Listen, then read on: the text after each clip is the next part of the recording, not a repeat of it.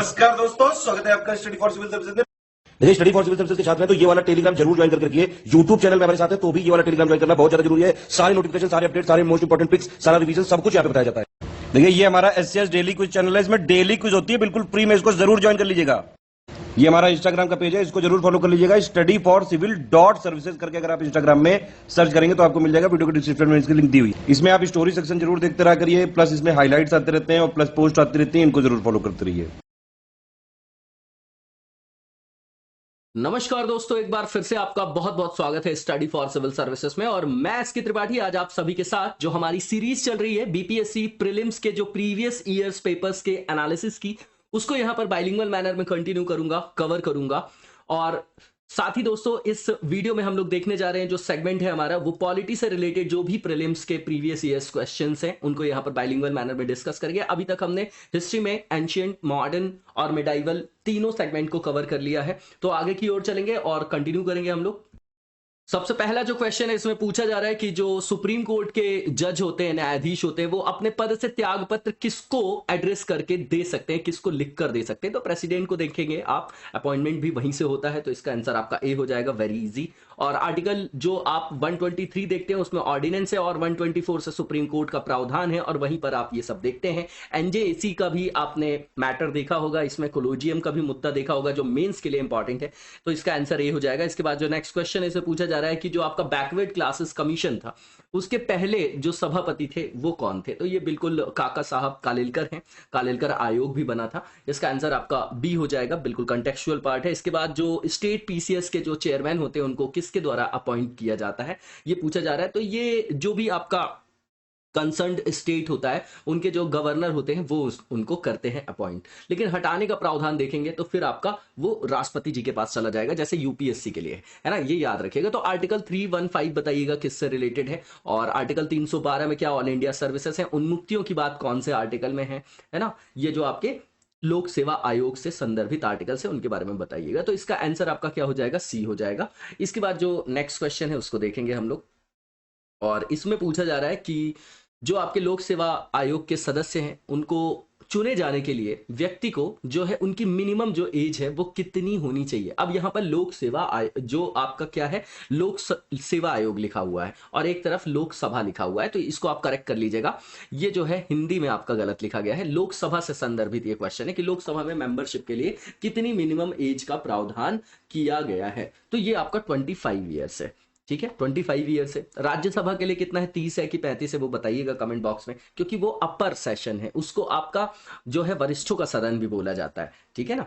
तो इसके लिए जो है इसका आंसर आपका 25 ईयर सी हो जाएगा। ये लोकसभा से रिलेटेड मेंबरशिप के बारे में पूछा जा रहा है। इसके बाद जो गवर्नर ऑफ स्टेट है उनको अपॉइंटमेंट किसके द्वारा किया जाता है, तो आप आर्टिकल 156, 157 सब क्लॉज 2, 163 है ना, 153, 154 देखेंगे तो वहां पर आप देखेंगे कि ये क्वेश्चन भी रेज होता है, डिस्प्यूट भी यहां पर देखा जाता है। सेंटर स्टेट रिलेशन में हम लोग पढ़ते हैं गवर्नर के अपॉइंटमेंट को लेके कि भैया सेंटर करता है अपॉइंट और वो राज्य में कार्यरत रहता है, तो फिर वो सेंटर के हिसाब से राज्य में काम करता है ना, तो उनको सेंटर के एजेंट वेजेंट के रूप में क्रिटिसाइज किया जाता है। तो ये कौन करते हैं आपके बताइए सेंटर की तरफ से, तो प्रेसिडेंट ही करते हैं। कौन करते हैं, प्रेसिडेंट करते हैं। इसका आंसर आपका सी हो जाएगा। इसके बाद जो नेक्स्ट क्वेश्चन है इसमें पूछा जा रहा है कि ऐसा कौन सा आर्टिकल है कॉन्स्टिट्यूशन ऑफ इंडिया में जिनमें एससी की बात किया जा रहा है कि आरक्षण का प्रावधान किया गया है, किसके संदर्भ में, लोकसभा, ठीक है ना। तो आर्टिकल 330 और 332 है ना, इनको दोनों को आप देखते होंगे। तो ये किसमें पूछ रहा है, लोकसभा में पूछा जा रहा है यहां पर, तो क्या हो जाएगा आर्टिकल 330।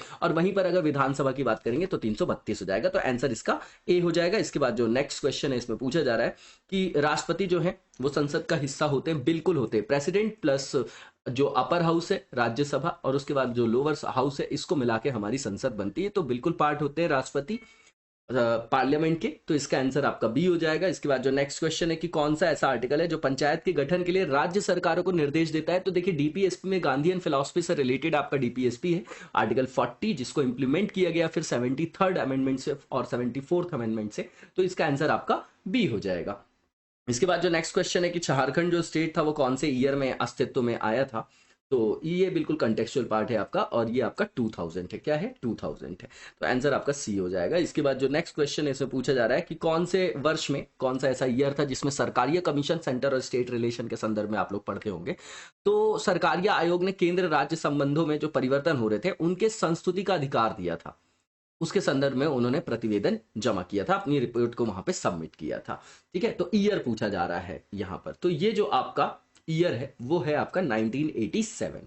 इसके बाद आंसर इसका डी हो जाएगा। इसके बाद जो नेक्स्ट क्वेश्चन है इसमें पूछा जा रहा है कि कौन सा ऐसा आर्टिकल है जिसमें वित्त आयोग फाइनेंस कमीशन को के फॉर्मेशन का जो है प्रोविजन दिया गया है। तो आर्टिकल 280 है। क्या है? 280 है। जब सेंटर स्टेट रिलेशन हम पढ़ते हैं तो सबसे पहले जो है आपका लेजिस्लेटिव जो रिलेशंस है ना, उसके बाद प्रशासकीय, फिर उसके बाद वित्त संदर्भ हम देखते हैं 268 से 293। तो ये 280 में वहां पर वित्त आयोग की संकल्पना की गई है, जिसके द्वारा राजस्व का जो है समायोजन किया जाता है और उसमें एक तरीके से एक रूपता भी लाई जाए और राज्य और केंद्र दोनों के हितों को जो है वहां पर सुनिश्चित किया जा सके, है ना। इस संदर्भ में इसको रखा जाता है। तो आर्टिकल 280 है, राष्ट्रपति इनका गठन करते हैं। इसका जो आप टर्म्स ऑफ रेफरेंस वगैरह भी पढ़ते होंगे इसके संदर्भ में, तो इसका आंसर आपका ए हो जाएगा। इसके बाद जो नेक्स्ट क्वेश्चन है कि जो कैग होते हैं वो किसके द्वारा नियुक्त किए जाते हैं। तो जो भी इंपॉर्टेंट अथॉरिटीज या जो पोस्ट है आप देखेंगे कि उनकी जो नियुक्ति की जाती है वो भारत के राष्ट्रपति के द्वारा की जाती है। तो आंसर इसका बी हो जाएगा, the president of India. Article 148 से 151 के बीच में आप कैग को देखते हैं तो 12th का आपका बी हो जाएगा। इसके बाद नेक्स्ट जो है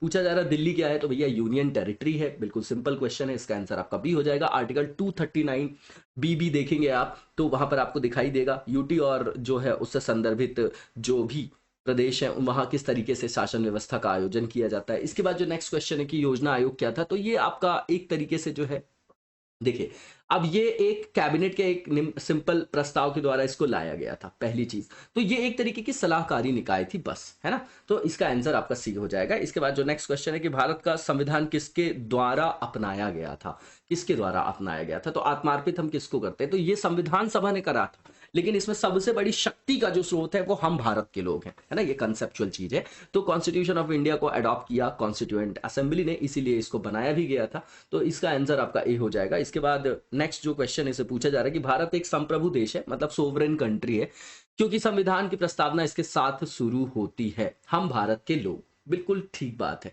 कि हमने ही बनाया है अपने शासन व्यवस्था के कुछ आयाम, कुछ नियम, और उन्हीं नियमों के द्वारा हम पर जो है शासन भी किया जा रहा है। यही जो है आपकी डेमोक्रेसी की डेफिनेशन भी है। तो इसका आंसर आपका डी हो जाएगा। इसके बाद जो नेक्स्ट क्वेश्चन है कि कोई भी जो मनी बिल है वो कहाँ इंट्रोड्यूस किया जाता है, तो ये क्रिटिसिज्म में आप पढ़ते होंगे राज्यसभा और जहां पर लोकसभा के पावर्स को हम कंपेयर करते हैं, तो ये जो आपका वित्त वाला संदर्भ है वहां पर लोकसभा को ज्यादा जो है पावरफुल बनाया गया है। उसी तरीके से जो आपका मनी बिल है, आपको पता है कि मनी बिल जो है आपका 110 में है, लेकिन इसको जो इंट्रोड्यूस किया जाएगा वो स्पेसिफिकली कॉन्स्टिट्यूशन में बताया गया है कि ओनली इन लोकसभा। तो इसका आंसर आपका बी हो जाएगा। इसके बाद जो नेक्स्ट क्वेश्चन है कि जो मौलिक अधिकार है फंडामेंटल राइट्स वो किस आर्टिकल से किस आर्टिकल के बीच में है, तो आर्टिकल 12 to 35 है ना। हालांकि आर्टिकल 12 में स्टेट की डेफिनेशन है, पहले राज्य की डेफिनेशन बताएंगे तब तो वहां पर नागरिकों को अधिकार देंगे। राज्य के विरुद्ध है ये अधिकार आपके, क्योंकि नागरिकों की स्वतंत्रता को वहां पर समायोजित करना है, सुरक्षित करना है, संरक्षित करना है ना। तो इसका आंसर आपका आर्टिकल 12 से 35 हो जाएगा। 13 को जुडिशियल रिव्यू के रूप में भी रखते हैं हम, 14 से एग्जैक्टली जो है आपका वो फंडामेंटल राइट्स स्टार्ट होता है। तो इसका आंसर आपका ए हो जाएगा। ठीक है, इसके बाद जो नेक्स्ट क्वेश्चन है कि पंचायती राज जो है वो सब्जेक्ट है, तो कौन सी लिस्ट का सब्जेक्ट है आपका पंचायती राज, तो ये आपका स्टेट लिस्ट है। ठीक है, इसका आंसर आपका सी हो जाएगा। इसीलिए अलग अलग जगह अलग अलग प्रावधान भी आप देखते हैं। ठीक है, और जो नेक्स्ट क्वेश्चन इसमें पूछा जा रहा है कि कौन से ऐसे आर्टिकल्स हैं इंडियन कॉन्स्टिट्यूशन में जो डायरेक्ट करते हैं, डायरेक्टिंग के रूप में है, डायरेक्टिव प्रिंसिपल्स के रूप में है स्टेट को टू ऑर्गेनाइज विलेज पंचायत। फिर से वही बात आ गई, है ना। तो दिशा निर्देश के रूप में है आपके जो आपके नीति निदेशक तत्व हैं जिनको आप डीपीएसपी बोलते हो। तो ये फिर से रिपीटिशन है, आर्टिकल 40 है ये आपका। ठीक है, 40 नंबर का आपका आर्टिकल है। इसके बाद जो नेक्स्ट क्वेश्चन है इसमें पूछा जा रहा है कि जो जुडिशियल रिव्यू है, ठीक है, न्यायिक समीक्षा, उसका अर्थ है कि सर्वोच्च न्यायालय तो क्या कर सकती है। अब देखिए यहां पर, तो यहां पर सभी मामलों पर अंतिम जो है अधिकार लिखा गया है। सबसे पहले ये बड़ी बढ़िया आपका कॉन्सेप्चुअल क्वेश्चन, ये होगा नहीं। इसके बाद जो दूसरा है, can frame charge against the president, ये भी नहीं होगा। इसके बाद जो हाई कोर्ट्स द्वारा जो तय किए गए मामलों पर चर्चा कर सकते हैं, ये भी नहीं है। इसके बाद can void the law made by any state, अगर स्टेट ने लॉ के संदर्भ में कोई लॉ ऐसा बना दिया जो कॉन्स्टिट्यूशन से सिंक्रनाइज्ड नहीं है, तो वो उसको क्या कर सकते हैं, उसकी समीक्षा कर सकते हैं। इसी को बोलते हैं न्यायिक समीक्षा। तो राज्य द्वारा बनाए गए कानून को रद्द कर सकता है कौन, जो हमारी सुप्रीम कोर्ट है। तो इसका आंसर आपका डी हो जाएगा। इसके बाद जो नेक्स्ट क्वेश्चन है कि कल्याणकारी जो राज्य का आदर्श वर्णित है कहां है, तो article 39 sub clause B sub clause C देखेंगे। ये सीधा सीधा आपका डीपीएसपी से संदर्भित है, directive principles of state policy. समाजवाद की संकल्पना भी वहीं से आपको देखने को मिलेगी। तो इसका आंसर आपका ए हो जाएगा। इसके बाद जो नेक्स्ट क्वेश्चन है कि लोकसभा में स्पीकर का चुनाव किसके द्वारा होता है, तो अब लोकसभा का चुनाव है तो जो भी आपके संसद के सदस्य हैं, है ना, लोकसभा स्पीकर जो है उनका चुनाव कैसे होता है, तो इसमें संसद के सभी सदस्य जो है वो सम्मिलित होते हैं। इसका आंसर आपका ए हो जाएगा, all member of the parliament. इसके बाद भारत के राष्ट्रपति को हटाया जा सकता है, तो एक ही उसका प्रावधान है ना, संविधान का उल्लंघन। और कौन हटाता है, तो महाभियोग की जो है प्रक्रिया है, जो संसद की अर्ध न्यायिक प्रक्रिया है, क्वासी जुडिशरी फंक्शन बोलते हैं संसद का, तो संसद ही उसको जो है वहां से हटाती है। तो आंसर इसका क्या हो जाएगा, 24 का डी हो जाएगा। इसके बाद भारत में कोई भी व्यक्ति सदन में अगर सदस्य नहीं है तो कब तक जो है वो मंत्री पद पर बना रह सकता है, तो 6 महीने का प्रावधान है। 6 महीने के अंदर अपनी सदस्यता को प्रूव करना पड़ता है वहां पर। तो इसका आंसर आपका बी हो जाएगा। इसके बाद जो नेक्स्ट क्वेश्चन है, इसमें पूछा जा रहा है कि संसद के जो 2 सेशंस होते हैं उनमें अधिकाधिक अंतराल कितना होना चाहिए, तो 6 महीने का, क्योंकि एक साल में आप देखेंगे तो कम से कम 2 सेशन करना अनिवार्य है। तो इसका 6 महीने में करेंगे तभी तो 2 बार होगा। तो इसका आंसर आपका बी हो जाएगा, 6 मंथ्स। इसके बाद लोकतंत्र का सार, मतलब जो एसेंस ऑफ डेमोक्रेसी है वो किस पर आधारित है, ये बताना है हमको। तो people have a right to choose and change the government. सबसे बड़ी बात ये है कि मैंडेट, जनादेश के द्वारा जो है हम अपने ऊपर शासन करने की व्यवस्था को क्या देते हैं, अनुमति देते हैं। तो बिल्कुल ये आपका क्या है, बिल्कुल कॉन्सेप्चुअल क्वेश्चन, और ऐसे क्वेश्चंस बहुत अच्छे होते हैं। अगर आपकी बेसिक कॉन्सेप्ट से पकड़ है तो ये क्वेश्चन कभी गलत नहीं होते, और पॉलिटी जैसे सब्जेक्ट में हम 100% स्कोर कर सकते हैं। ठीक है, तो इसका आंसर आपका सी हो जाएगा। इसके बाद जो नेक्स्ट क्वेश्चन है कि राष्ट्रीय जो आपातकाल होता है, जो इमरजेंसी आप लोग पढ़ते हैं, आर्टिकल 352 है आपका, 356 है आपका, 360 है आपका, नेशनल ये हो गया। इसके बाद राष्ट्रपति शासन इसको बोलते हैं आप, और ये फाइनेंस से रिलेटेड, जो आज तक आपका ये फाइनेंस इमरजेंसी हमारे यहाँ लगी ही नहीं है। तो पूछा जा रहा है कि जो प्रेसिडेंट है वो राष्ट्रीय आपातकाल की घोषणा कर सकते हैं, तो कब कर सकते हैं।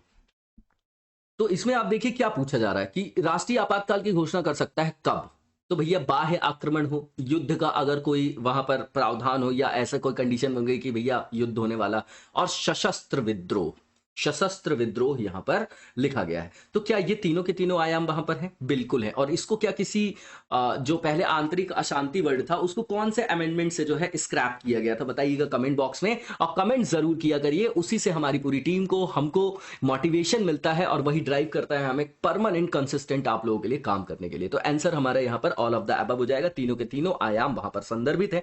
इसके बाद जो नेक्स्ट क्वेश्चन है, इसमें पूछा जा रहा है कि जहां तक लोकसभा में जो रिप्रेजेंटेशन का कंसर्न है ना, जो प्रश्न है उसमें कौन से राज्य दूसरे और तीसरे दर्जे पर है। तो देखिए पॉपुलेशन पे है ये आपका बेस्ड, ये आप लोगों को पता है ना। तो ये आपका बिहार और महाराष्ट्र है। पहले में कौन यूपी आएगा ये आप लोगों को पता ही है। तो इसका आंसर आपका ए हो जाएगा 29 का, बिहार और महाराष्ट्र। इसके बाद जो नेक्स्ट क्वेश्चन है पूछा जा रहा है कि लोकसभा को डिसॉल्व किया जा सकता है before it's normal period by, किसके द्वारा किया जा सकता है। तो भैया भंग करने का काम कौन है, राष्ट्रपति का, लेकिन मंत्री परिषद की सलाह पर ही कर पाएगा वो ऐसा, ठीक है ना। और अपर हाउस जो है क्या कभी डिसॉल्व होता है, नहीं होता। ये किस आर्टिकल में वर्णित है, आर्टिकल 83 है कि आर्टिकल 84 है, जहां पर लिखा गया है कि राज्यसभा एक परमानेंट सेशन है।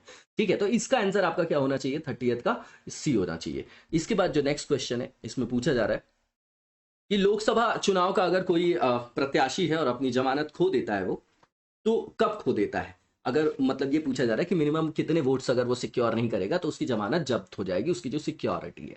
तो इसमें जो प्रावधान है वो कितना है, 1/3, 1/4, 1/5, जो लिखा हुआ है तीनों का तीनों नहीं है, इसका नन ऑफ दीज हो जाएगा। इसका बताइएगा कितना है, 1/6 है कि 1/8 है, कितना है, लेकिन ये तीनों नहीं है, नन ऑफ दीज होगा। बिल्कुल कंटेक्चुअल पार्ट है, बिल्कुल इजी गोइंग क्वेश्चन बोले जाते हैं ये। इसके बाद जो मंत्रिपरिषद है उत्तरदायी होती है। अब देखिए लोकसभा में जो विश्वास मत है वो कहां लाया जाता है, मतलब जो विश्वास मत है संसद में वो कहां लाया जाता है, लोकसभा में। अविश्वास भी जो है वो लोकसभा में। तो वहीं पर जो आपकी जवाबदेहिता तय की गई है मंत्रिपरिषद की, आर्टिकल 74 और आर्टिकल 75 सब क्लॉज सी देखेंगे आप, जो 75(3) है आपका, है ना, 75(3) जो है उसके अंतर्गत आप देखेंगे आर्टिकल में, तो वहां पर लिखा गया कि मंत्रिपरिषद सामूहिक रूप से लोकसभा के प्रति उत्तरदायी होती है।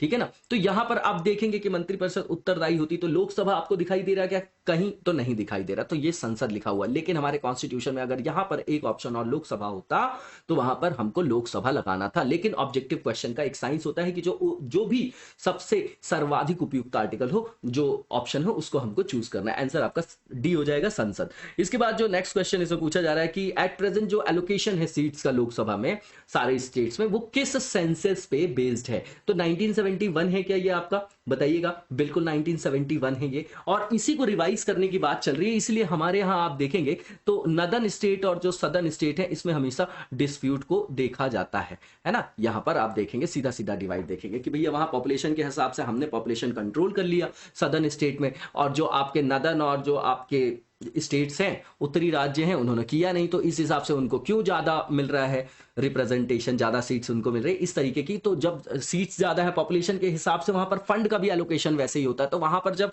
टर्म्स ऑफ रेफरेंस आया, फाइनेंस कमीशन ने दिया, तो वहां पर ये एजिटेशन देखा गया था साउथ के द्वारा। तो ये 1971 की जनगणना पर बेस्ड है। इसके बाद जो नेक्स्ट क्वेश्चन इसमें पूछा जा रहा है कि कोई जो स्टेट है उसके स्पीकर को अगर इस्तीफा देना चाहता है, किसी राज्य के स्पीकर को इस्तीफा देना चाहता है वो, तो उसका इस्तीफा सौंप दिया जाता है किसको। अगर कोई स्पीकर किसी स्टेट का है और रिजाइन करना चाहता है तो अपना रेजिग्नेशन किसको सबमिट करेगा। तो ये स्पीकर के साथ डेप्यूटी स्पीकर और डेप्यूटी स्पीकर के साथ स्पीकर, आप वहां भी पढ़ते हैं दोनों हाउसेज में, बिल्कुल वैसा का वैसा ही है ये। ठीक है, तो इसका आंसर आपका डेप्यूटी स्पीकर हो जाएगा, जो कि सी में दिया गया है। अब 89 और 93 देखेंगे तो वहां पर लोकसभा और राज्यसभा के जो भी आपके प्राधिकारी उनके संदर्भ में बताया जाएगा। अब यहां पर जो नेक्स्ट क्वेश्चन है कि the right to dissolution of Rajya Sabha has to be with, तो भैया किसी के साथ नहीं है, परमानेंट ये आपका हाउस है ना, तो इसका नन ऑफ द अबव हो जाएगा, नन ऑफ दीज हो जाएगा। बिल्कुल सिंपल क्वेश्चन है, और आर्टिकल आपको बताना है कमेंट बॉक्स में। इसके बाद जो नेक्स्ट क्वेश्चन है इसमें पूछा जा रहा है कि जो हमारा प्रीएम्बल है उसमें ऑर्डर में सही सीक्वेंस में लिखा गया क्रम कौन सा है।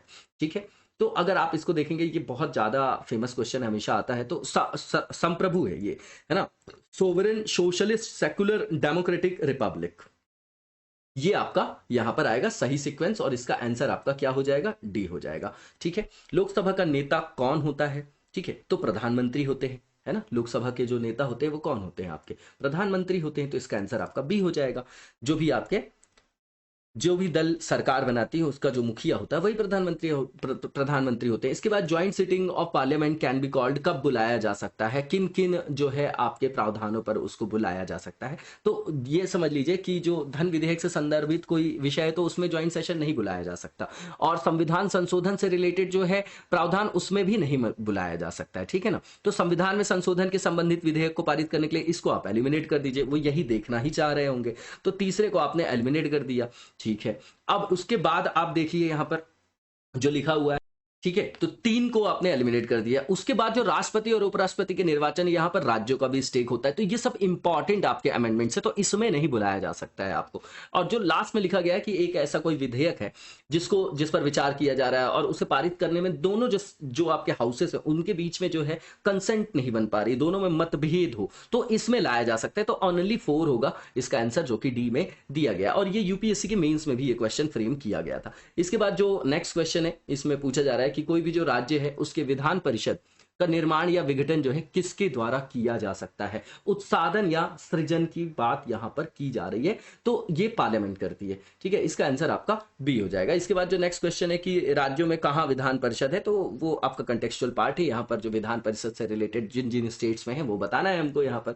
तो आप देखेंगे यहां पर कि केरला में नहीं, हिमाचल में नहीं, दिल्ली में नहीं है, ये आपका सिर्फ ओनली 4 आएगा, इसका बिहार में आपका विधान परिषद है, तो इसका आंसर आपका डी हो जाएगा। इसके बाद जो नेक्स्ट क्वेश्चन है कि भारतीय संविधान में ऐसे कौन से आर्टिकल्स हैं जो राज्य की विधानसभाओं के निर्वाचन का प्रावधान जो है प्रस्तुत करता है। अब देखिए विधानसभा की बात है, वहां पर लोकसभा कौन से आर्टिकल में है बताइएगा जरा। तो अगर आप देखेंगे तो 80, 81, 82, 79 देखेंगे आप, तो वहां संसद का प्रावधान है, तो वहीं से आप जो है 11 माइनस करके चलेंगे, ठीक है, तो आपको सीधा सीधा आर्टिकल यहां पर पता चल जाएगा और ये आएगा आपका 170, 81 से जो है सीधा 170 हो जाएगा, 11 माइनस और 100 आगे है आपका, तो 170 इसका आपका आंसर ए हो जाएगा। मैंने ये ट्रिक बताई है, अगर आप चाहें तो इसको अप्लाई कर सकते हैं, काफी हद तक जो है आपको याद हो जाएगा, ठीक है। इसके बाद जो गवर्नर है उत्तर प्रदेश के, उन्होंने जो डायरेक्ट किया था एक सम्मन स्पीकर को, है ना, मतलब the governor of Uttar Pradesh has directed the speaker to summon the session, he has power to act as above under, तो उसके पास उपरोक्त अनुसार कार्य करने की शक्ति है, ये पूछा गया है। अगर राज्यपाल ने स्पीकर को सत्र बुलाने का निर्देश दिया है, अगर कोई राज्य है, उत्तर प्रदेश यहां पर लिख दिया, कोई भी राज्य है, उनके राज्यपाल ने अगर स्पीकर को सत्र बुलाने का निर्देश दिया है, तो ये कार्य करने की शक्ति जो है उनको कहां से प्राधिकृत हो रही है, तो ये आपका आर्टिकल 175 सब क्लॉज 2 है, ठीक है ना। आर्टिकल 175 सब क्लॉज 2 है, वहां पर आप देखेंगे तो 85, 86 वहां पर भी जो है कहा सेंटर में भी सेम प्रोसीडिंग्स है, तो इसका आंसर आपका 42 का सी हो जाएगा। इसके बाद जो नेक्स्ट क्वेश्चन है, इसमें योजना आयोग का गठन कब किया गया था, तो सबको पता है ये आपका, और बिल्कुल इजी गोइंग क्वेश्चन है, 1950 में किया गया था। इसके बाद जो नेक्स्ट क्वेश्चन है कि जो पंचवर्षीय 5 ईयर प्लानिंग्स होती थी, उसके एजेंडे को कौन जो है अंतिम रूप से मंजूरी देता था, ठीक है, तो ये नेशनल डेवलपमेंट काउंसिल होती थी, राष्ट्रीय विकास परिषद होती थी, जो उसको अंतिम रूप से प्राधिकृत करती थी, अनुमति देती थी। इसके बाद जो प्लानिंग कमीशन का नेचर है वो कैसा है, तो पहले ही देख लिया हमने कि एडवाइजरी बॉडी है, आंसर आपका बी हो जाएगा। इसके बाद जो नेक्स्ट क्वेश्चन है कि योजना आयोग के अध्यक्ष कौन होते थे, तो हमारे प्रधानमंत्री जी होते थे, इसका आंसर आपका बी हो जाएगा। इसके बाद जो नेक्स्ट क्वेश्चन है कि संविधान सभा के द्वारा संविधान को कब जो है एक्सेप्ट किया गया था, अडॉप्ट किया गया था, तो 26 नवंबर 1949 है वो आपकी डेट, और इसका आंसर आपका ए हो जाएगा। इसके बाद फंडामेंटल ड्यूटीज जो है कब ऐड की गई, तो आप लोगों को पता भी होगा, कोई कमेटी थी क्या, सरदार सरोवर सिंह कमेटी थी, ठीक है, और 42nd आपका अमेंडमेंट है, इसको मिनी कॉन्स्टिट्यूशन भी बोला जाता है, बहुत इंपॉर्टेंट अमेंडमेंट्स किए गए थे इस दौरान, तो 48 का जो आपका आंसर हो जाएगा वो सी हो जाएगा। इसके बाद जो नेक्स्ट क्वेश्चन है, इसमें पूछा जा रहा है कि जो मिनिस्टर हैं of union council of minister is responsible to, संघीय मंत्रिपरिषद के मंत्री उत्तरदायी होते हैं, किसके प्रति होते हैं ये बताना है, तो ओनली लोकसभा, बिल्कुल ठीक बात है। इसके बाद जो भारत के राष्ट्रपति के पास शक्ति नहीं है, तो कौन सी शक्ति नहीं है, तो क्षमा करने की शक्ति तो है, पार्डन पावर आर्टिकल 72, न्यायमूर्ति को हटाने की, उसके बाद आपातकाल जारी करने की जो 352, 56 और 60 है, उसके बाद अध्यादेश जारी करने की आर्टिकल 1, 2, 3 है, तो भैया न्यायमूर्ति को हटाने की उनकी शक्ति नहीं, वो तो संसद की अर्ध जो देखिए वहां पर भी बिल्कुल सेम प्रोसीजर है, उसको हम महाभियोग नहीं बोलते, रिमूवल ऑफ जजेस बोलते हैं, टेक्निकल वर्ड यही सही है आपका, लेकिन उनके लिए भी जो है बिल्कुल कठिन प्रावधान जो है संसद के दोनों सदनों से उसी तरीके की प्रक्रिया को अपनाया जाता है हटाने के लिए, तो ये नहीं होगा आपका, राष्ट्रपति की पावर नहीं है ये, तो महामहिम की, तो इसका आंसर आपका 50th का बी हो जाएगा। इसके बाद जो नेक्स्ट क्वेश्चन है कि राज्यसभा को स्थायी सदन कहा जाता है, तो क्यों कहा जाता है, क्योंकि इसे भंग नहीं किया जा सकता है, it can not be dissolved, इसका आंसर आपका बी हो जाएगा। इसके बाद जो नेक्स्ट क्वेश्चन है कि भारत के संविधान के अनुसार राज्यों में जो विधानसभाएं हैं उसमें शामिल कौन कौन है, तो भैया legislative council, governor, legislative assembly and legislative council की बात कर रहे हैं, लेजिस्लेटिव असेंबली और governor, legislative assembly, legislative council where it exist, बिल्कुल सही यही वर्ड हो गया आपका, सेंटर की तरह बिल्कुल, राष्ट्रपति फिर राज्यसभा और लोकसभा उसी तरीके से यहां पर भी है, तो इसका आंसर क्या होना चाहिए खुद ही बताइए आप लोग, तो इसका आंसर आपका ओनली 4 होना चाहिए क्या, देखिए कहीं पर है ऑप्शन में, और बिल्कुल है, इसका आंसर आपका डी हो जाएगा। इसके बाद जो नेक्स्ट क्वेश्चन है, इसमें पूछा जा रहा है कि जो कैबिनेट ऑफ मिनिस्टर वर्ड है उसको कब इंट्रोड्यूस किया गया, और एक ही जगह इसका जो है वो क्या है, शब्द मंत्रिपरिषद की बात की जा रही है, ठीक है, तो ये कहां पर यूज किया गया, एक मंत्रिपरिषद वर्ड है और एक कैबिनेट वर्ड है, 2 वर्ड है। कैबिनेट जो वर्ड है आपका वो आर्टिकल 352 में है केवल, ठीक है ना, वो बताइएगा कौन से अमेंडमेंट से आया, 44 से आया कि 42nd से आया। उसके अलावा आर्टिकल 74 देखेंगे जिसमें आप मंत्रिपरिषद शब्द का उल्लेख देखेंगे, ठीक है ना, तो इसका आंसर आपका क्या होना चाहिए, दरअसल जो है कैबिनेट शब्द से रिलेटेड है ना, कैबिनेट, तो इसलिए कैबिनेट, मंत्रिपरिषद बस शब्द होता तो आपका 74 भी आता, लेकिन याद रखिए कि कैबिनेट को इंट्रोड्यूस किया गया था अमेंडमेंट के कारण, इसलिए एग्जामिनर ने पूछा है, और इसका आंसर आपका ए हो जाएगा, आर्टिकल 352। इसके बाद जो नेक्स्ट क्वेश्चन है पूछा जा रहा है कि जो इंडियन सिटीजनशिप है can not be achieved by, तो बाय बर्थ मिलती है ना, आर्टिकल 5 से आर्टिकल 11 के बीच में जो है प्रावधान है नागरिकता का, यहां पर आप देखते हैं, तो बाय बर्थ भी है, बाय नेचुरलाइजेशन भी है, और भारतीय संघ में अगर किसी नए क्षेत्र को शामिल करेंगे तो वो स्वतः नागरिकता प्राप्त कर लेंगे। भारतीय बैंकों में धन के जमा करने से। तो ऐसा नहीं भैया कि कोई भी डिपॉजिट कर दे पैसा और इंडियन बैंक्स में और यहाँ की नागरिकता ले ले, तो ये नहीं है। तो यही इसका आंसर हो जाएगा, क्योंकि नहीं ही पूछा जा रहा था, तो आंसर आपका डी हो जाएगा। इसके बाद जो नेक्स्ट क्वेश्चन है, इसे पूछा जा रहा है कि जो जनरल इलेक्शन होते हैं उसमें मतदान की जो आयु है वो 21 से कम करके 18 कब की गई, है ना। तो ये आपका कौन सा अमेंडमेंट था? 61st अमेंडमेंट है ये आपका, बिल्कुल 61st अमेंडमेंट है, जो कि सी में दिया गया था। राजीव गांधी जी की गवर्नमेंट थी, उसी के दौरान ये किया गया था आपका। इसके बाद जो नेक्स्ट क्वेश्चन है कि राज्यसभा में कितने जो ऐसे व्यक्ति होते हैं जिनको नॉमिनेट कर सकते हैं हमारे प्रेसिडेंट जी, है ना। नॉमिनेशन की बात की जा रही है कहां पर? राज्यसभा में 238 + 12 लोगों को साहित्य, कला, विज्ञान, समाज सेवा जो आपके क्षेत्र हैं, है ना, इन्हीं से संदर्भित क्षेत्रों से वहां पर नॉमिनेशन कर सकते हैं। ये क्यों किया गया है हमारे यहाँ? क्योंकि यहाँ पर विशेषज्ञों को लाकर उस संदर्भित क्षेत्र का समग्र विकास करके कल्याणकारी राज्य की अवधारणा को मूर्त रूप प्रदान करना है, वेलफेयर स्टेट को फॉर्म करना है, जो अल्टीमेट गोल है हमारी गवर्नमेंट का। ठीक है, तो 56 का आपका आंसर क्या हो जाएगा? इसका हो जाएगा सी 12। इसके बाद जो नेक्स्ट क्वेश्चन है कि लोकसभा का पहला आम चुनाव कब हुआ था? तो 51-52 है, यहाँ पर 52 दिया गया, इसका आंसर आपका 52 हो जाएगा, जो कि आपका बी में दिया गया है, इसका आंसर आपका बी होगा। कंफ्यूज मत होइएगा, यहाँ पर बिल्कुल भी 1952 है इसका आंसर। और इसके बाद जो नेक्स्ट क्वेश्चन है, इसमें पूछा जा रहा है कि भारतीय संविधान में कितने अनुच्छेद हैं? तो देखिए, मोर देन 350 आर्टिकल्स और मोर देन 400 आर्टिकल्स। अब 395 हम लोग देखते ही हैं, है ना। तो यहाँ पर ज्यादा जो पास में है वो क्या है? 400, तो यहाँ पर मोर देन 400 आर्टिकल्स, आंसर आपका सी हो जाएगा। बिल्कुल इजी गोइंग क्वेश्चन है। इसके बाद जो नेक्स्ट क्वेश्चन है कि भारत के संविधान के प्रियम्बल में जो उद्देशिका बोला जाना चाहिए, इसको प्रस्तावना नहीं, भारत को क्या घोषित किया गया है? तो संप्रभु भी है, लोकतांत्रिक गणराज्य भी है। अब वही शब्द आ गए, इसी तरीके से एक क्वेश्चन और फ्रेम किया गया था सही सीक्वेंस में लगाने के लिए। तो यहां पर सोवरेन, सोशलिस्ट, सेक्युलर और डेमोक्रेटिक रिपब्लिक, इसको बिल्कुल आप मगअप कर जाइए, है ना। बिल्कुल भी सिंपल है, ये टर्मिनोलॉजी है, इनके बारे में हमको पता भी होना चाहिए, तभी हमारे आंसर जो है वो रैशनल दिखते हैं। जो हमारा पॉलिटी और कॉन्स्टिट्यूशन वाला जीएस पेपर 2 है उसमें, तो संप्रभु, समाजवादी, धर्मनिरपेक्ष, लोकतांत्रिक गणराज्य, ये है आपका आंसर सी।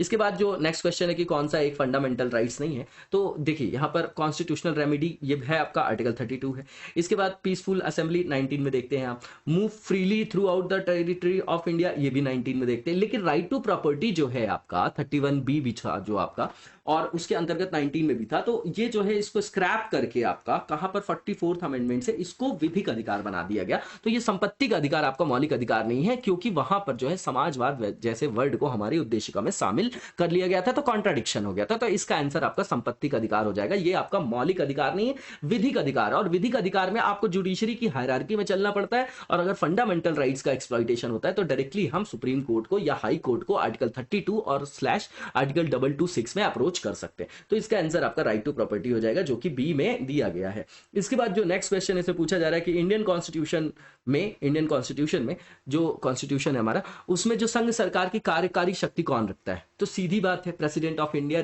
रखते हैं। आर्टिकल 52-53 आप देखते हैं, उसमें सीधा लिखा हुआ है कि संघ की समस्त कार्यपालिका शक्ति राष्ट्रपति में निहित है, जिनका उपयोग वो अपने समकक्ष, जो भी उनके समकक्ष नहीं, जो अधीनस्थ है, क्योंकि राष्ट्र के सर्वोच्च प्राधिकारी ही राष्ट्रपति, भला ही नॉमिनल हेड है। नॉमिनल हेड होना वो जो है संसदीय शासन प्रणाली की एक अभिलाक्षणिकता है, इसलिए वैसा सिस्टम है। तो इसका आंसर आपका क्या हो जाएगा? 61 का ए हो जाएगा। इसके बाद जो नेक्स्ट क्वेश्चन है कि आमतौर पर भारत के जो प्रधानमंत्री हैं वो कहां से आते हैं?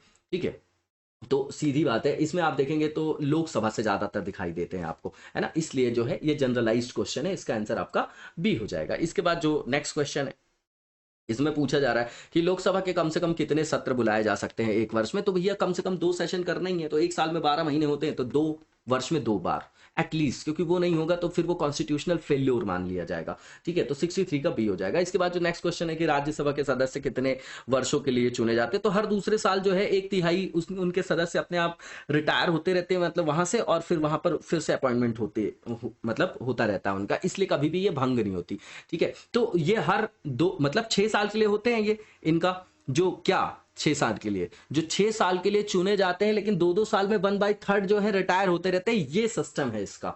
ठीक है ना, तो इसका आंसर आपका 6 वर्ष हो जाएगा, क्योंकि राज्यसभा का अपना टेन्योर कितना है? 6 वर्ष है। इसके बाद जो नेक्स्ट क्वेश्चन है कि कौन सा जो स्टेट है वो सबसे अधिक अपने रिप्रेजेंटेटिव्स को रिप्रेजेंट करता है लोकसभा में, कौन भेजता है? तो यूपी है आपका, 65 का डी हो जाएगा। और अभी अगर फिर से समायोजन हुआ तो पता नहीं कितनी सीट हो जाएंगी यूपी के पास। इसके बाद जो भारत के सर्वोच्च न्यायालय की व्यवस्था हुई, जो स्थापना हुई, वो कब हुई, किस एक्ट के थ्रू हुई है? तो जो भारत सरकार का अधिनियम है 1947 का वो होना चाहिए कि 1950 का होना चाहिए। यहां पर देखिए तीसरा जो है 1935 और 1953 लिखा गया है, ठीक है। तो ये जो है मिस्टेक है हिंदी साइड में, इसको सुधार लीजिएगा आप लोग। तो ये जो है भारतीय संविधान के द्वारा वो फेडरल कोड का नाम दिया गया था, जो 1953 के एक्ट से 1935 के एक्ट से आया था, 1953 का कोई एक्ट नहीं है। तो ये यहां पर तो फजल अली आयोग बनेगा आपका। तो 1935 का जो आपका गवर्नमेंट ऑफ इंडिया एक्ट है ना, तो उससे फेडरल कोड। उसके बाद जो अब अभी हमारा सुप्रीम कोर्ट का जो टेक्सचर है वो हमारे भारत के संविधान के द्वारा उसकी स्थापना की गई है। तो इसका आंसर आपका डी हो जाएगा, इसमें कंफ्यूज मत होइएगा। इसके बाद जो नेक्स्ट क्वेश्चन है इसमें पूछा जा रहा है कि डिसोल्यूशन जो है लोकसभा का before it's normal time can be done by, किसके द्वारा किया जाएगा? तो राष्ट्रपति के द्वारा, किसकी सलाह पर? मंत्री परिषद की सलाह पर। तो इसका आंसर आपका डी हो जाएगा। इसके बाद जो नेक्स्ट क्वेश्चन है इसमें पूछा जा रहा है कि सफलतापूर्वक कार्य के लिए जो पंचायती राज है उसको पूरे सहयोग की जरूरत पड़ती है, किसकी जरूरत पड़ती है बताइए? तो स्थानीय जनता की तो पड़ेगी ही पड़ेगी, क्योंकि स्थानीय स्वशासन को मूर्त रूप देना है, ग्रास रूट डेमोक्रेसी बोलते हैं हम लोग इसको, है ना। तो इसका आंसर आपका ए हो जाएगा। इसके बाद जो कम्युनिटी डेवलपमेंट प्रोग्राम है भारत में वो कब स्टार्ट किया गया था? तो बहुत ही फेमस है और इंपॉर्टेंट भी है आपका, और ये 1952 में स्टार्ट किया गया था। इसी के बाद फिर बलवंत राय मेहता कमेटी बनेगी और फिर हमारे यहाँ पंचायती राज व्यवस्था को लागू करते करते अगले 30-35 साल हो जाएंगे और 93 में फिर उसको जो है वो क्या किया जाएगा? संवैधानिक जो है वो आधार प्रदान किया जाएगा। तो आंसर आपका 1952 हो जाएगा, जो कि आपका दिया गया सी में। इसके बाद लैंड रिफॉर्म जो है वो किसके अंतर्गत आता है, मतलब कौन से लिस्ट? तो 7 शेड्यूल में आप देखेंगे तो वहां लिस्टों की बात की गई है कि भैया संघ सूची ये है, राज्य सूची ये है, संवर्ती ये है। तो ये प्राधिकार जो है वो डिसाइड किए गए कि इस क्षेत्र में आप जो है इन विषयों पर कानून बना सकते हैं, तभी तो जो है वहां पर शासन व्यवस्था का संचालन किया जाएगा।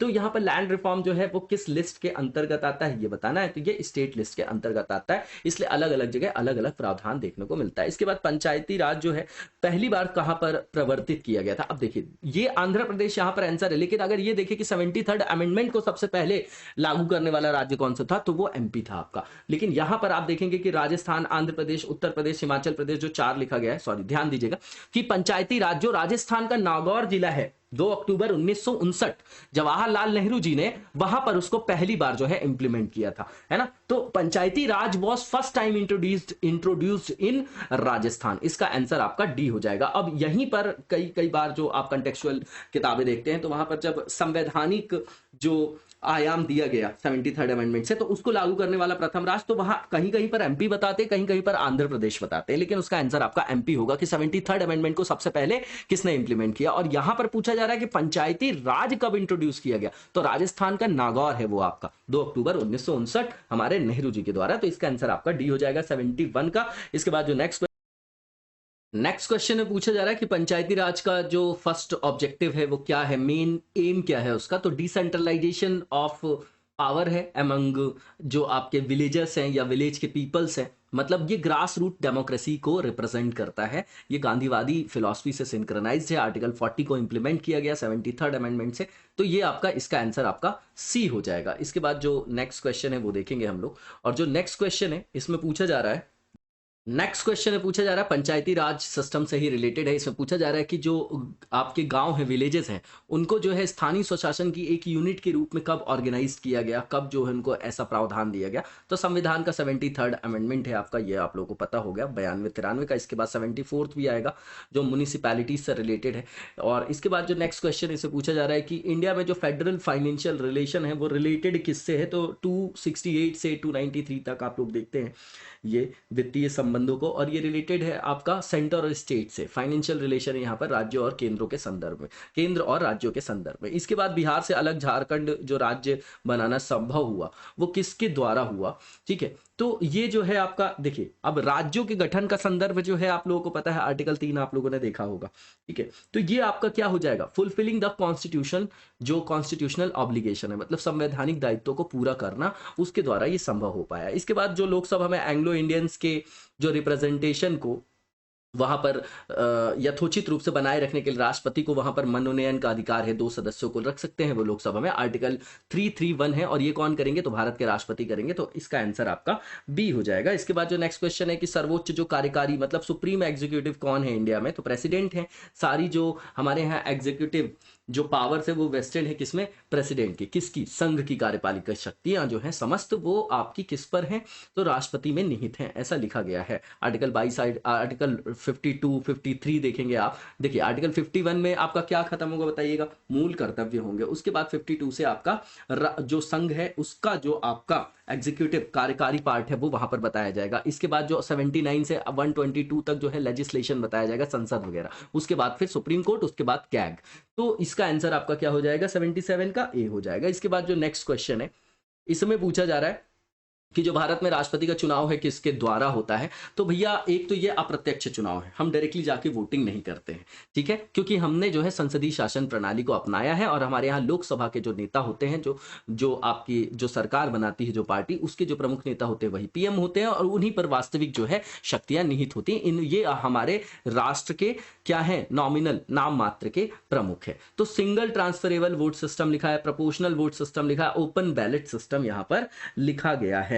तो इसका जो आंसर होगा वो एकल हस्तांतरणीय वोट प्रणाली, ये कॉमन वर्ड है हमारे संविधान में जो यूज किया गया है, इसका आंसर आपका बी हो जाएगा। इसके बाद जो नेक्स्ट क्वेश्चन है कि राज्य का जो लेजिस्लेशन होता है, राज्य विधानमंडल जो होता है, उसका अपर हाउस कौन सा होता है, तो विधान परिषद होती है, वेरी सिंपल, इसका आंसर आपका ए हो जाएगा।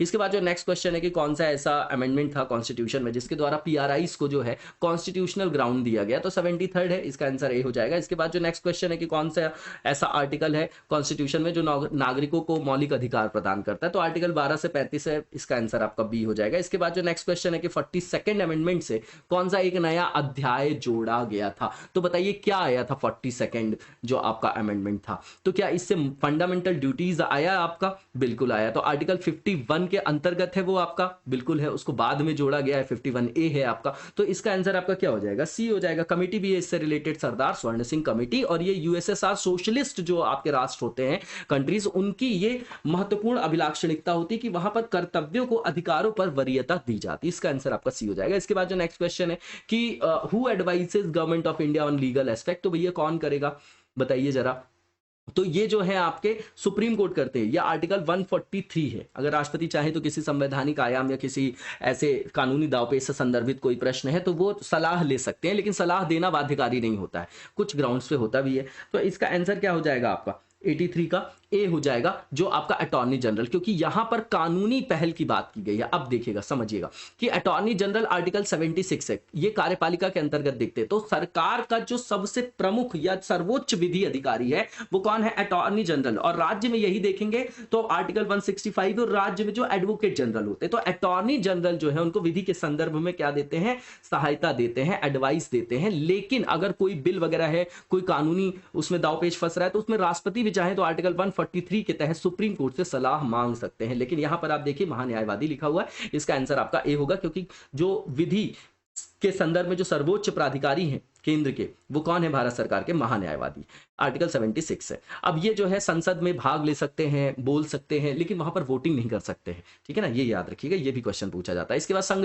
लोक सेवा आयोग की नियुक्ति कौन करते हैं, तो राष्ट्रपति करते हैं, ये भी आपका बहुत ही इंपॉर्टेंट है आपका प्रोविजन, आर्टिकल 315 देखते होंगे आप लोग। तो इसका आंसर क्या होगा, 84 का जो आपका आंसर हो जाएगा वो बी हो जाएगा। इसके बाद सर्वोच्च न्यायालय में न्यायाधीशों की जो संख्या है जजेस की, वो बढ़ाने की शक्ति किसमें है, तो संसद को है, याद रखिएगा, संसद को है, इसका आंसर आपका सी हो जाएगा। इसके बाद जो नेक्स्ट क्वेश्चन है कि भारत में इनमें से कौन सा जो सब्जेक्ट है जो पंचायती राज इंस्टीट्यूशंस की पावर्स के अंदर, अथॉरिटी के अंतर्गत नहीं आता है, वो बताना है इसमें। तो यहां पर इंप्लीमेंटेशन ऑफ लैंड रिफॉर्म्स की बात किया जा रहा है, तो ये राज्य सूची का विषय है, आप लोगों को पता है, ठीक है, तो ये आपका क्या है आएगा, लेकिन जुडिशियल रिव्यू उनके अंतर्गत नहीं आएगा, ये तो न्यायालय का डोमेन है, तो इसका आंसर आपका बी हो जाएगा। बाकी जो पॉवर्टी एलिवेशन प्रोग्राम या कोई भी वेलफेयर स्कीम चलाई जाती है तो उसके इंप्लीमेंटेशन में इनका प्रमुख भूमिका रहती है, इंपॉर्टेंट रोल रहता है, तो इसका आंसर आपका बी हो जाएगा, जुडिशियल रिव्यू। इसके बाद भारत में पंचायती राज जो है रिप्रेजेंट करता है किसको, तो डिसेंट्रलाइजेशन ऑफ पावर भी है, पार्टिसिपेशन ऑफ पीपल भी है, कम्युनिटी डेवलपमेंट है, और जो वंचित वर्ग के लोग थे उनको भी जो है शासन में नेतृत्व प्रदान किया गया,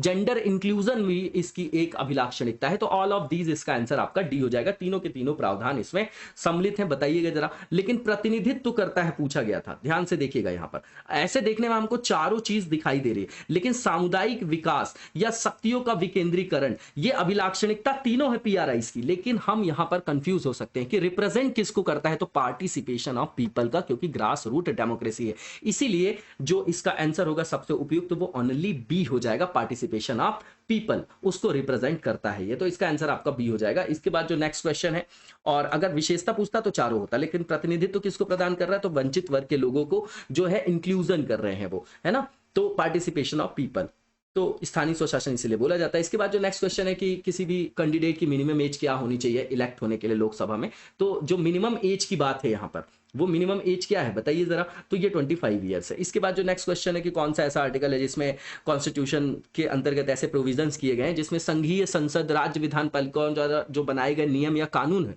उन पर प्राथमिकता प्रदान कर सकता है, ठीक है ना। तो यहां पर सेंटर को ज्यादा जो है वो आपके क्या किया गया है, यहां पर ज्यादा उनको क्या किया गया है बताइए, ज्यादा पावरफुल बनाया गया। तो आर्टिकल 13 है ये, जुडिशियल रिव्यू की बात की गई है कि those rules law made by parliament state legislature under constitutional procedure. तो यहां पर जुडिशियल रिव्यू, अगर कोई भी ऐसा विषय हो जो फंडामेंटल राइट से सिंक्रोनाइज ना हो या उस पर नेगेटिव इंपैक्ट डाल रहा हो, तो उतने पार्ट को वहां से हटा देंगे या पूरे के पूरे जो आपका प्रावधान है उसको वहां पर क्या करेंगे, स्क्रैप कर देंगे। तो यहां पर जो संसद या राज्य अगर विधान पालिका कोई भी ऐसा नियम कानून बना देती है तो वहां पर भारतीय संविधान जो है वहां पर कानूनों पर प्राथमिकता प्रदान करता है ना। ये है आपका आर्टिकल 13 होगा, जुडिशियल रिव्यू वाला पार्ट है। इसका आंसर आपका 89 का क्या हो जाएगा, ए। इसके बाद राज्यसभा का अध्यक्ष कौन होता है, तो राज्यसभा का सभापति होता है, और ये स्पेशल जो है सिर्फ इसी सभा को चेयर करने के लिए जो है बनाया गया है पद, जो वाइस प्रेसिडेंट का पद होता है ना। तो 90 का आंसर आपका बी हो जाएगा।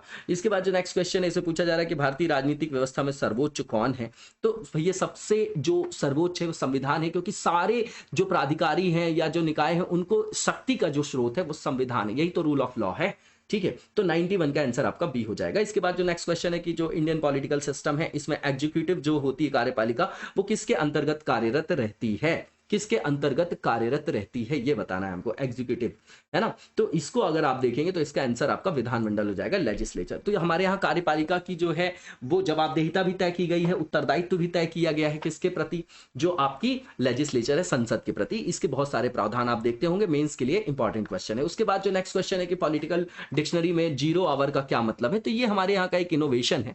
और जब जो आपका ऐसे मान लीजिए कि जो आपका रिसर्च वगैरह होता है ना, उस संदर्भ के दौरान है, तो क्वेश्चन आर के बाद होता है ये आपका, ठीक है। तो ये जो है आपका इनोवेशन है इंडियन जो आपका पार्लियामेंट्री फंक्शन है उसके अंतर्गत। तो इसका आंसर आपका क्या हो जाएगा, 93 का। 93 का आपका आंसर हो जाएगा डी, क्वेश्चन आवर के जस्ट बाद होता है 12 बजे से। इसके बाद जो नेक्स्ट क्वेश्चन है कि 42nd जो अमेंडमेंट था उसमें 10 जो है आपके कंडक्ट कमांडमेंट ऐड किए गए थे, वो किससे संदर्भित है, तो भैया सीधी बात है वो आपके मौलिक कर्तव्यों से संदर्भित है। तो इसका आंसर आपका क्या हो जाएगा, बी। और अभी 11 है, 11वां कौन सा है बताइएगा, शिक्षा के अधिकार वगैरह से संदर्भित है क्या, और किससे जोड़ा गया था, कौन से अमेंडमेंट से, 86 है कि 87, तो कौन सा है, तो इसका 94 का आंसर आपका बी हो जाएगा।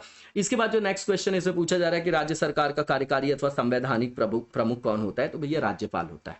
कौन होता है, राज्यपाल होता है, इसीलिए उनको जो है वहां पर अपॉइंट किया जाता है और केंद्र के द्वारा किया जाता है, राष्ट्रपति के द्वारा। इसके बाद जो नेक्स्ट क्वेश्चन है कि who advices the state government on issue of legal aspect, तो सेम क्वेश्चन है, एडवोकेट जनरल होते हैं यहाँ पर, जैसे वहां पर अटॉर्नी जनरल होते थे। अटॉर्नी जनरल का आर्टिकल 76 है और ये आर्टिकल 165 होगा, तो इसका आंसर आपका 96 का बी हो जाएगा। इसके बाद जो नेक्स्ट क्वेश्चन है कि पंचायती राज व्यवस्था जो है किसके अंतर्गत बनाई गई है, तो डायरेक्टिव प्रिंसिपल आर्टिकल 40 को इसके अंतर्गत क्या किया गया है, इंप्लीमेंट किया गया है, तो इसका आंसर आपका सी हो जाएगा। इसके बाद जो नेक्स्ट क्वेश्चन है इसमें पूछा जा रहा है कि जो आपका पंचायती राज की जो 3 स्तरीय प्रणाली में आते हैं कौन कौन आते हैं, दरअसल उसका स्ट्रक्चर पूछ रहे हैं। तो विलेज पंचायत होती है, देखिए ये जनसंख्या के आधार पर है, तो सबसे निम्नवर्ती स्तर जो है आपका बिल्कुल ग्रास रूट लेवल विलेज हो गया, फिर पंचायत समिति, ब्लॉक समिति लिखा गया है इसमें, ठीक है ना। तो विलेज पंचायत, एरिया पंचायत और जिला परिषद, इससे मिलकर ये 3rd टियर बनता है आपका, कि नहीं बनता है बताइए, इसमें कंफ्यूजन है कोई भी कंफ्यूजन नहीं हो। ग्राम पंचायत, क्षेत्र पंचायत, ब्लॉक भी बोलते हैं इसको, और उसके बाद जिला परिषद, तो इसका आंसर आपका 98 का